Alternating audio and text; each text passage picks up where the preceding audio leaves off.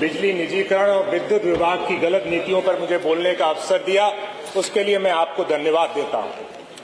उत्तर प्रदेश का विद्युत विभाग जिसका काम गरीबों को बिजली देना था, जिसका काम किसानों को बिजली देना था, जिसका काम दलित और पिछड़ों को नौकरी देना था, जो विभाग 180 लाख करोड़ की किताबी वैल्यूएशन, बुक वैल्यूएशन का विभाग है, जिसकी मार्केट वैल्यू 10 लाख करोड़ से ज्यादा है, जिसकी बाजार में उधारी 60,000 करोड़ है, जिसकी सरकारी विभागों में उधारी 15,500 करोड़ है, जो 1,07,000 लोगों को गांव में बिजली देने का काम करता है, जो 1,21,000 मजरों में गरीबों को रोशनी देने का काम करता है, वो विभाग जो 3 करोड़ घरों में बिजली देता है, जहां पर माएं खाना बनाती हैं और बच्चे पढ़ाई करते हैं,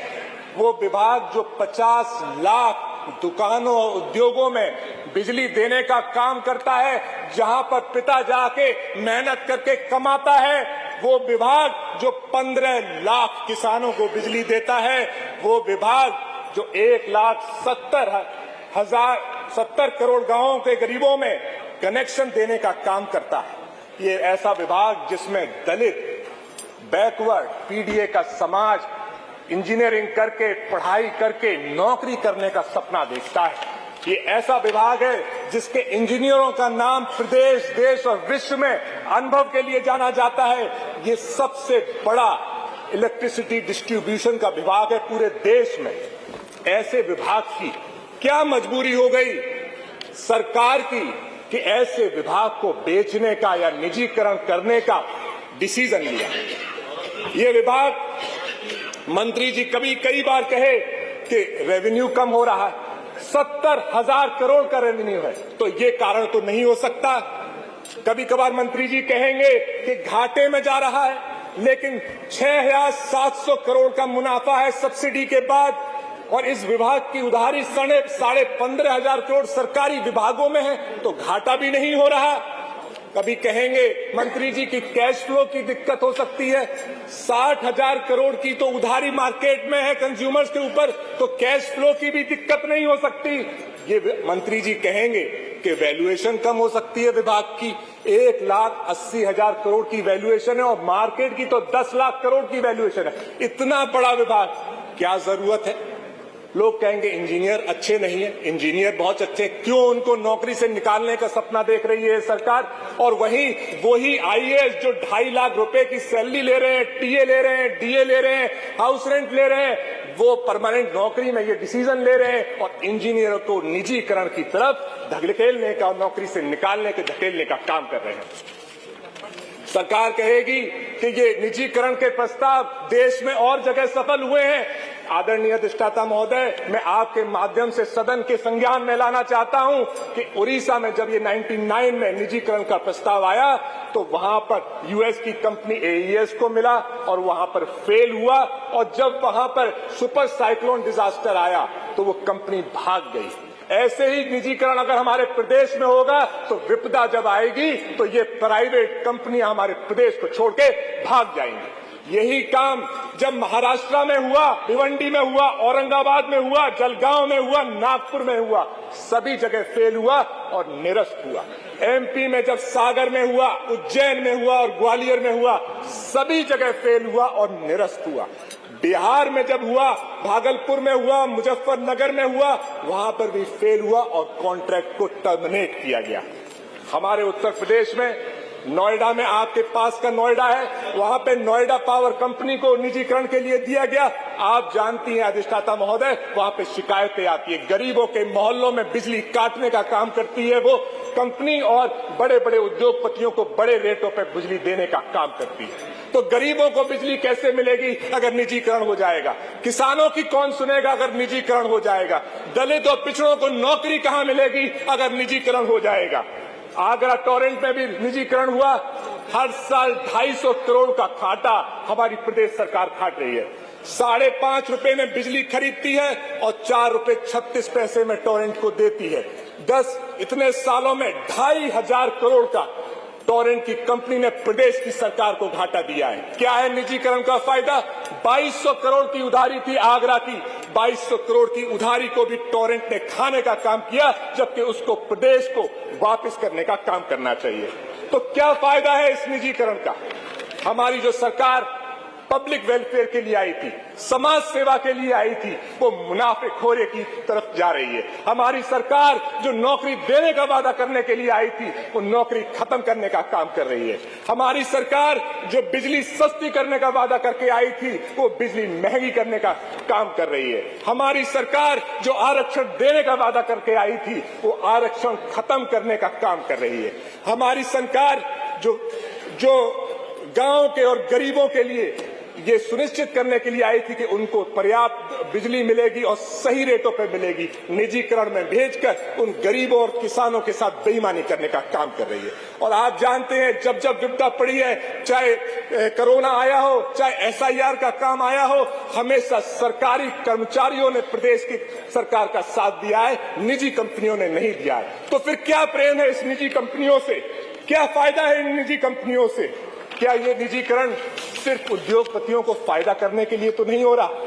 अगर नहीं हो रहा तो क्या आदरणीय मंत्री जी जवाब देंगे कि अगर निजीकरण करना ही था तो 44,000 करोड़ लगाकर इंफ्रास्ट्रक्चर को, डिस्ट्रीब्यूशन को बेहतर करने का काम क्यों किया? वो 44,000 करोड़ रुपए जो सरकार के थे, जो हमारे टैक्स पेयर्स के थे, उनके पैसे लगाए, कंपनी को बेहतर किया गया और उसके बाद उसको बेचने की तैयारी की गई। क्यों? अगर उद्योगपतियों को फायदा कराना नहीं चाहती है सरकार, तो बताए कि RFF डॉक्यूमेंट में 6,500 करोड़ का ही रिजर्व प्राइस क्यों रखा गया, जबकि 1,80,000 करोड़ की उसकी बुक वैल्यूएशन है। बताए सरकार कि बिजली के दर बढ़ाने का भी उसमें प्रस्ताव रखा गया कि जरूरत पड़ेगी तो निजी कंपनियां जिनके पास टेंडर जाएगा वो 45% तक बिजली की दर बढ़ा सकती है। जैसे कि महाराष्ट्र में 15.5 रुपए बिजली की दर है। 15.5 रुपए में आदरणीय अधिष्ठाता महोदय, कौन गरीब बिजली खरीद पाएगा? कौन किसान बिजली खरीद पाएगा? कौन बेरोजगार बिजली से अपने यहां लट्टू जला पाएगा? कोई नहीं जला पाएगा। ये सिर्फ उद्योगपतियों को फायदा करने का काम किया जा रहा है। और ट्रांजैक्शन टेंडर जिस कंपनी को दिया गया है, MS ग्रांट थॉर्ंटन, इसको, ये US की कंपनी है जो US में बैन है, और वहां पे $40,000 का उस पर जुर्माना है, ये उसने माना है। और यही कंपनी अदानी ग्रुप की कंसल्टेंट भी है। तो क्या वजह है, क्या दबाव है सरकार पे कि जिस सरकारी विभाग को, सरकारी बड़े विभाग को निजीकरण की ओर धकेला जा रहा है? और अगर उद्योगपतियों को फायदा कराने का काम नहीं है तो क्यों 21,000 मेगावाट की बिजली खरीद के अगले 25 साल के कॉन्ट्रैक्ट है?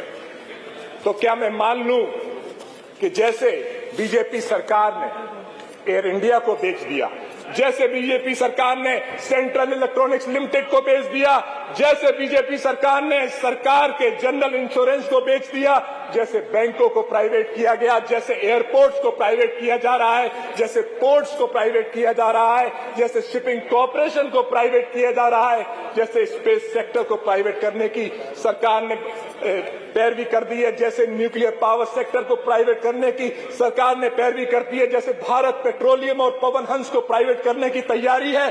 क्या इसी ऐसे ही हमारी सरकार, बीजेपी की सरकार, उत्तर प्रदेश की सरकार उद्योगपतियों को फायदा देने के लिए गरीबों की, किसानों की, पिछड़ों की, दलितों की बिजली बेचने का काम करेंगे? और आदरणीय अधिष्ठाता महोदय, मैंने आपके अपने इस वक्तव्य से साबित किया कि बिजली विभाग एक मजबूत विभाग है, यूपीपीसीएल बड़ी वैल्यूएशन का विभाग है जहां पे अनुभवी इंजीनियर है। मैंने साबित किया कि निजीकरण आम आदमी के लिए फायदेमंद नहीं है, कि गरीब के लिए, किसान के लिए, उद्योगपतियों, प्रदेश के छोटे उद्योगपतियों के लिए फायदेमंद नहीं है। मैंने साबित किया कि इसकी जो टेंडर प्रक्रिया है वो भी ट्रांसपेरेंट नहीं है। तो फिर क्या वजह है, क्या वजह है कि निजीकरण की तरफ हमारे विभाग को धकेला जा रहा है? जिस विभाग को पुरानी सरकारों ने, चाहे बीजेपी की रही हो, चाहे सपा की रही हो, चाहे बसपा की रही हो, सब ने मिलजुल के, पुराने मंत्रियों ने, पुराने अधिकारियों ने मिलजुल के इस विभाग को खड़ा किया था। क्या वजह है? तो यही इसीलिए मैं अपनी 2 लाइन बोलकर अपनी बात खत्म करूंगा और आपके माध्यम से मैं अनुरोध करूंगा कि इस गहन विषय पर विस्तार से चर्चा हो और इसकी सारी चीजें बाहर निकल के आए। सब कुछ चल रहा है नियम से, दवाई, दफ्तर, फाइल, मुनाफा और बुलडोजर। बस एक ही चीज जिसकी सरकार को परवाह नहीं, वो है आम आदमी। आदरणीय अधिष्ठाता महोदय, उत्तर प्रदेश का आम आदमी। बहुत बहुत धन्यवाद। माननीय कमालक सर जी। धन्यवाद अधिष्ठाता महोदय। बिजली